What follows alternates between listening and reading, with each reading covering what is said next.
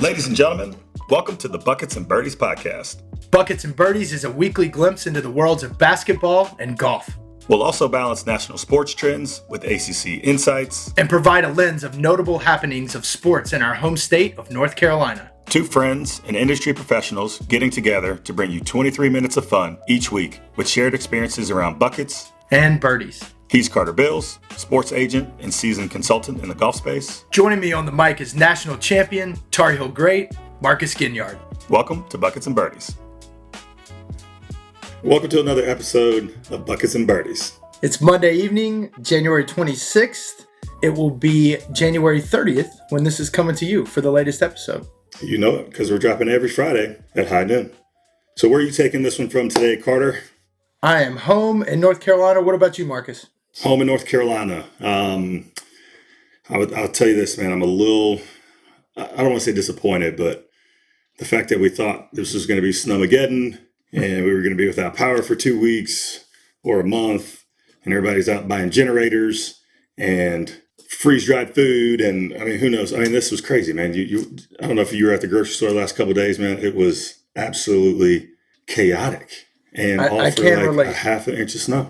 Can relate. All for about a half an inch of snow, maybe a quarter of an inch of ice, but enough to sled on for the kids. We had a good weekend. The kids got out and sled. Realized my 8-year-old son had never had the opportunity to really do that. We haven't had a solid snow in a while. And how was your weekend? It was great. Actually got out and played some basketball in the snow with my mom. It was her birthday, by the way, over the weekend. Shout out to a niece, aging in reverse. So we got out there and shot some hoops, which was fun. Froze our fingers off a little bit, but got some buckets in, man, over the weekend. So that was cool.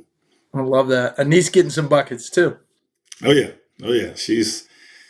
She taught me how to get a couple buckets out there, man. But I had to put her in her place just so that set the record straight. I had to make sure she did not beat me out there. But it was a lot of fun, man. I love it. Well, as positive people who like positive things, we'll start off this episode, as we do every episode, Marcus, with our quote of the day. And the quote of the day today is, I'm convinced that life is 10% what happens to me and 90% how I react to it. And that is by Charles Swindoll. And he says, and so it is with you. We are all in charge of our attitude. That's something I remind our 10U AAU basketball team. And I think it's something that can apply to life for everybody as you strive to have a good attitude in whatever it is you do. Absolutely. I think even as you get older too, man, you got to continue to remind yourself that there's going to be so many things out there that you just can't control. And just to your point, focusing on your attitude, how you're showing up, what you're doing, and, just focusing on the things that you can control. So that's a great one, man. That's a great one. I appreciate you sharing that. And that takes us to Off the Top. And Marcus, we're 4 episodes in the Buckets and Birdies podcast. And starting in January, we start in the heat of the college basketball season. We started the beginning of the PGA Tour season in golf, but we have squarely started at the end of football season. So I feel like everything Off the Top so far has been football related. But nonetheless, we started last week with the national championship game and the college football playoff about to start. Yep. You had us take predictions. I took Miami. You took Indiana. You were clearly on the right side of that. Did you get to catch the game? What did you think? Yeah, man, it was an awesome game. I didn't catch but the end of it. I think maybe the second half of the game, which I thought was extremely entertaining. Incredible effort, by both teams, but Indiana just, able to hold Miami off and just an awesome performance out there of Mendoza and the rest of the team, obviously. But just really excited for that coach, that program to, do something like that. And for that coach to, quite frankly, to be talking the smack that he talked, and then backing it up, in his second year, taking a team nobody thought would be there to win a national championship. I think that's what sports is all about. So that was really cool. I always love when I'm right in predicting. Wish I would have laid down a couple of dollars that I definitely don't have to be laying down on the line anyway. But it was a lot of fun, and one of the few times that you will catch me squarely in front of my TV watching football. Well, you were right. And I tell you what, that coach was confident. And man, Fernando Mendoza, man, the attitude he takes, it reminds you why college sports are great. He sort of wears his heart on his sleeve, but also has the heart of a warrior at the same time. So he's got this incredible balance of emotion and grit. And man, I love to feel like we've gotten to know him through this college football season. And now the big question mark is, right? in our new world of NIL here over the past few years is, does Fernando Mendoza stay in college? The answer would seem like no, presumably the number one pick in this year's NFL draft. Big time dollars, as you know, associated with that, has been offered by IU alumni Mark Cuban. In addition to whatever package he has with Indiana, he's offered to match his salary as the number one draft pick as an NFL rookie should he stay and come back to Bloomington. Did you see that? What did you think about that? I did see that, and I thought that was absolutely absurd. That's a lot of money. We're talking $40 million. Like, unreal. I didn't know, first of all, that Mark Cuban went to Indiana, so it was good that I got to learn that. But right, it is just unfathomable to think that Mark Cuban would do that, and like you gotta. I mean, I don't know. I think you have to entertain that if you're Mendoza. You gotta consider it, even if it's just for a split second, right? You got to think about that. I mean, that's a lot of money. And I also didn't realize that that's how much money he would have made as a rookie or getting drafted number one, overall in the NFL. But man, it's a lot of money. It's certainly a lot more money if you're in college. Go back to back potentially, kind of right. stay. I mean, you're going to be the big man on campus no matter what, right? I mean, yes, you'll be a rookie, but you will be the guy as the number one pick, right? I got to believe that. But I don't know, man. That's tough. That's a lot of money. I mean, you're going to get paid either way. But gosh, as someone who did 5 years in college, I'd take the money and stay, man. That'd be great. That's right. That's right. Well, it's happening right down the road in Duke.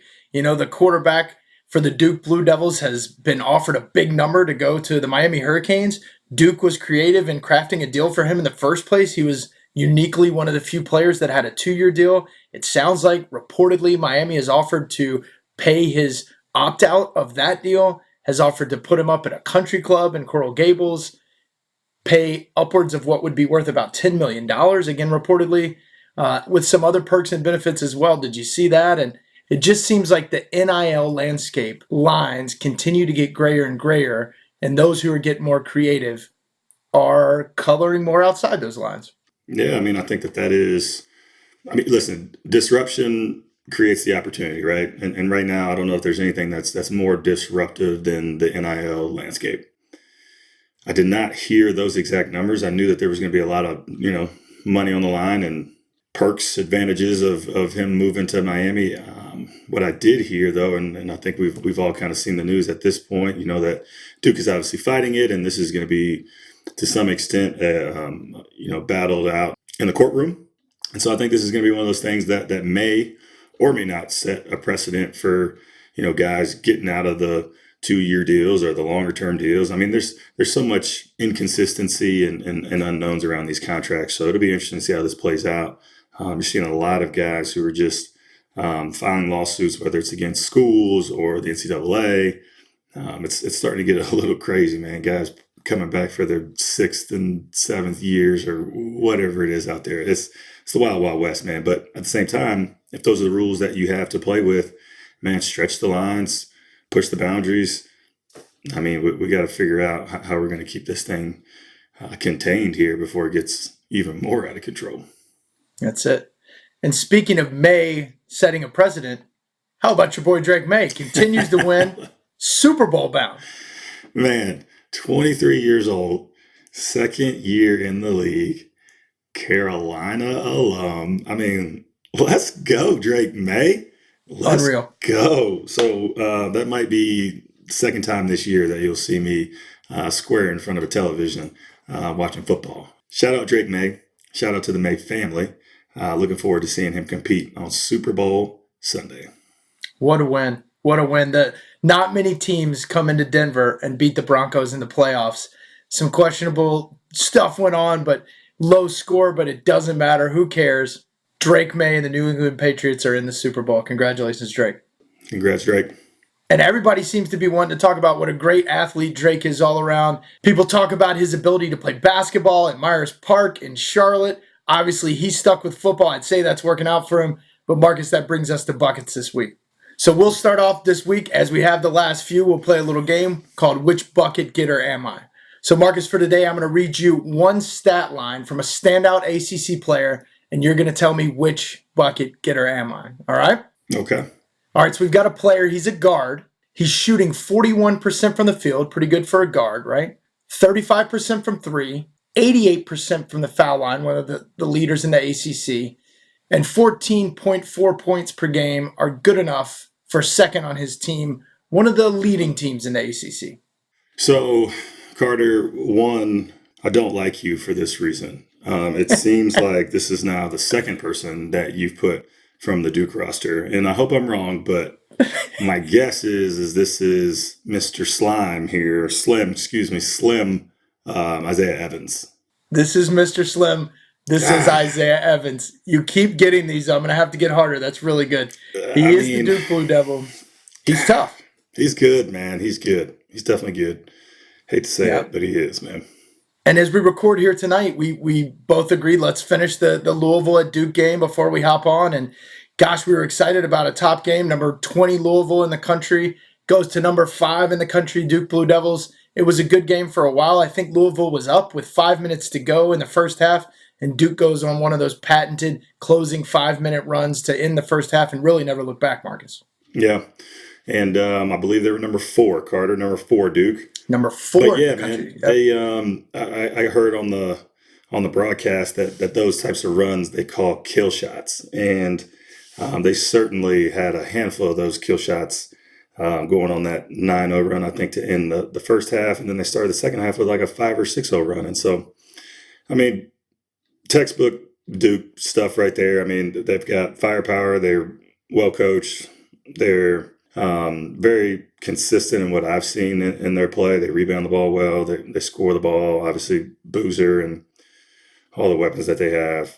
All right, man, I'm done talking about how good they are. They're a good team, and Louisville just didn't come to play, especially in the second half. So tough, right. But that's the ACC, man. Again, we talked about it earlier in previous episodes. That this ACC is very different than what we've seen the last couple of years, and there's going to be some games that go this way, I think, as the season progresses.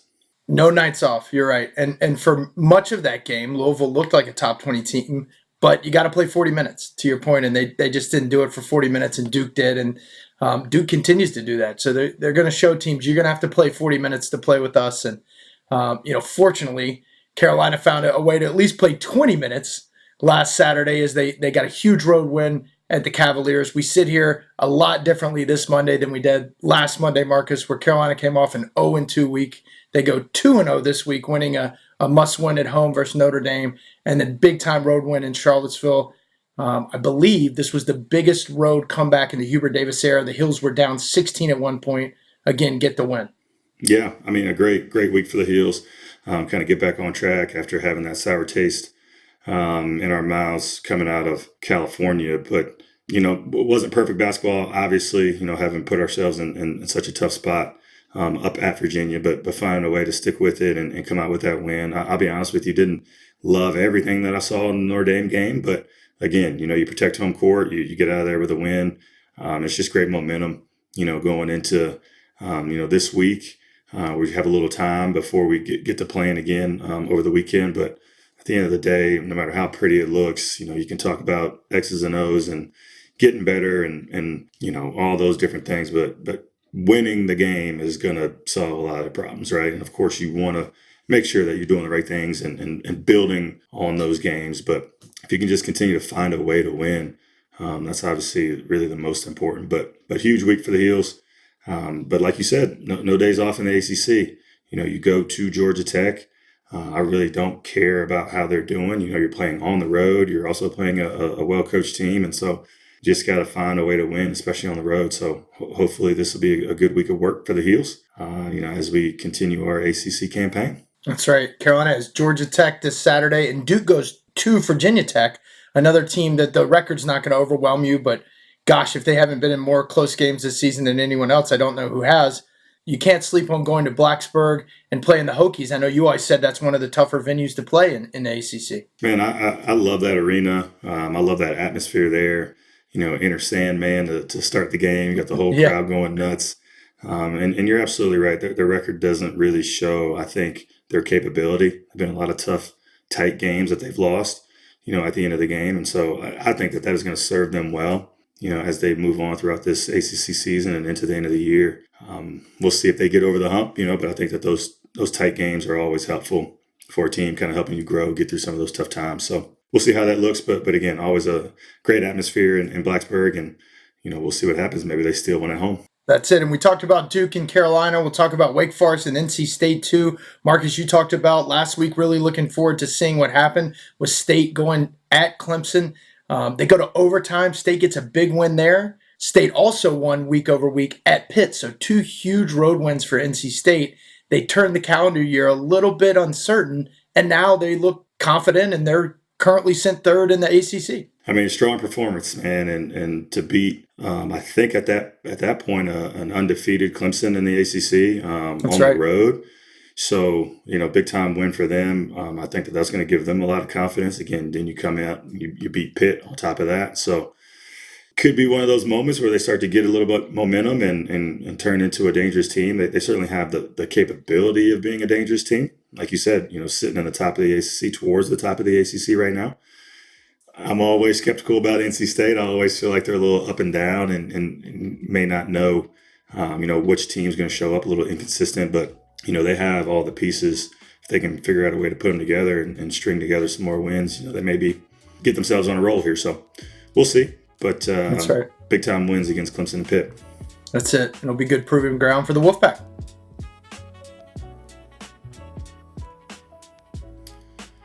All right, enough about buckets, my friend. Let's talk about birdies.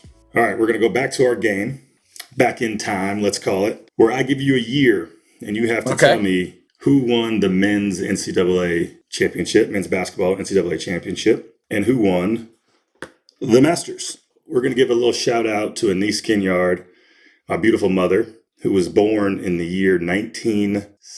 Oh, dang, I feel bad. I'm about to put her out there. Hey, man, listen, it is what it is. You could probably look it up. Anyway, she was born in 1960. 1960. Okay, this, you know how I am with the NCAA tournament. 1960 should be Ohio State. Ooh. And I get, is that right? Okay, good. Yes, sir. Wow. Strong. And then I get shaky in the 80s with the Masters, as I proved last week. But I do know that during that period of time, Arnold Palmer won on a lot of even years. My mind works a little funny like that, so I'm going to go Arnold Palmer, 1960. Final answer? Final answer. Dude, that's legit, bro. That's crazy. Let's go. Wow. All right, back in the game. Back in the game. We're batting 1,000 this week. That is solid. Well, congrats, Carter. You win. I don't know what you win this week, but that was impressive. Impressive. I won the same thing I won last week. Nothing. Nada. All right, man. So what else we got going on in golf? As we move into birdies this week, the second event on the PGA Tour, the American Express in Palm Springs, California. Marcus, none other than the great Scottie Scheffler wins, and he wins for his 20th time on the PGA Tour. The guy is killing it, man. He's killing it. So this is, we are at his peak right now, right? There's no doubt about that, right? There's no way that he can continue to win, but this has got to be the time where he will have won the most in his career, right? Like, you don't see another 3 or 4 years down the road, he goes on another winning spree like this. Rory McIlroy has done this at a couple different times. Okay. But Rory just got his 5th major, right? Who's a good 8 to 9 years older than Scottie. Scottie already has 4. He already has 20 wins, Marcus. He's not 30 years old yet. So he joins an elite group. Only 40 players in the history of the PGA Tour have won 20 times. You win 20 times, you become a lifetime member of the PGA Tour. It makes you exempt for a lot of things. You never have to worry about having your PGA Tour card again. He's got that now for life. Yeah, how old is he? Elite company. He's 29. He'll turn 30 this June. Gosh, dang. All right, man. Man, keep balling, brother. Goodness gracious. Absolutely. And he put on a great show. Listen, he was down 2 strokes on Sunday, and then all of a sudden it's like, I compare it to MJ missing a couple shots and then says, okay, it's time to play. He goes on, Marcus, and birdies 4 of the next 6 holes and never looks back. He wins the tournament by 4, extended his lead to 6 at one point. And listen, former number 1 in the world, Jason Day, was right there. Jason Day, along with 3 others, finished tied for second, going 23 under. Scottie stretched it all the way to 27 under. These guys are good. Seriously. But at 23 under, you had Jason Day, Matt McCarty, Andrew Putnam, and Ryan Gerard. Ryan Gerard, Tar Heel. I knew you would know. That's it.